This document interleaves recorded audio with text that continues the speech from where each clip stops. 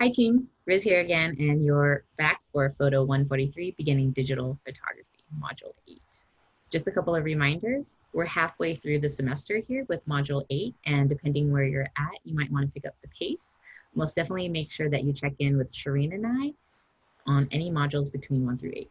So the overview for this week is that there will be a check-in on transformation, an assigned reading and resources on light and flash, the Module 8 assignment, the quiz, and a reflection at the end.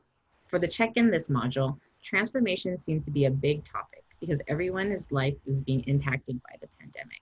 So I'd like for you to all consider what's your new normal. Take a picture of something that has transformed in your life.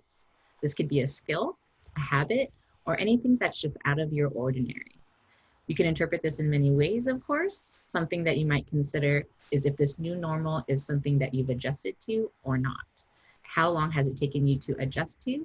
And are you going through it right now? So I decided to do the check-in and the check-in on transformation. And if you look behind me, I actually reproduced this Klaus Rink photograph where he has a series of ways that he interacts with a corner in a room. And I was really inspired by that photographic series that I had also taken my own photograph interacting with the corner of a room in different ways. And just trying to think about what is the new way of seeing my surroundings and something so mundane and like my body interacting with that. Thanks, Shirin. So that's a great example, and we'll see more of that in chapter 12.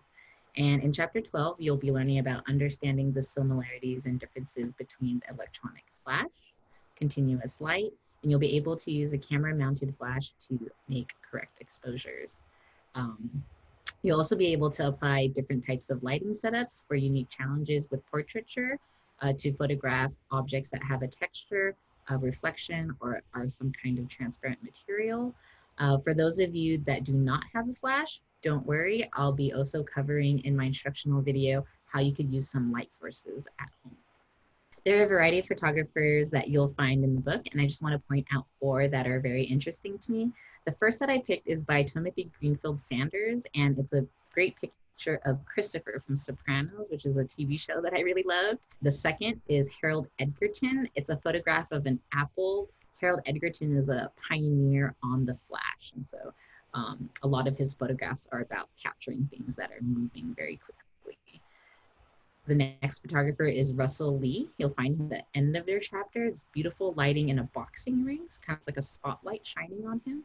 And then the last of this list is Weegee. And Weegee was a photographer that had a police radio in his car. And so he is really well known for being on site during a lot of criminal or news. Here you'll see this really bright flash that he used on his camera. A lot of his images are taken at night, but he gets a lot of detail because of the flash that he uses on his camera.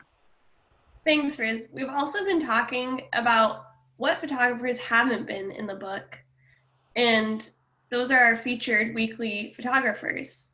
So to name 5 of them for this week would be Yoon Ami, Abelardo Morell, Ikuru Kuwaejima, Gary Schneider, and Erica Deeman. I just want to remind everyone that virtual office hours are every Tuesday from 4 to 6 p.m. So stop by if you have any questions. I'd be happy to answer them. Thanks, Shirin. My background is actually Abelardo Morell, one of my favorite photographers from the list. What you're seeing is a camera obscura room. So he's actually making photographs of a camera within a camera. And if you do a little bit of more research on him, you'll find out he's a very exciting photographer. So again, to wrap up the module, we are in Module 8, Week 8, halfway through the semester. Please contact us if you're needing support, and we're really looking forward to seeing you for Module 9. Thank you.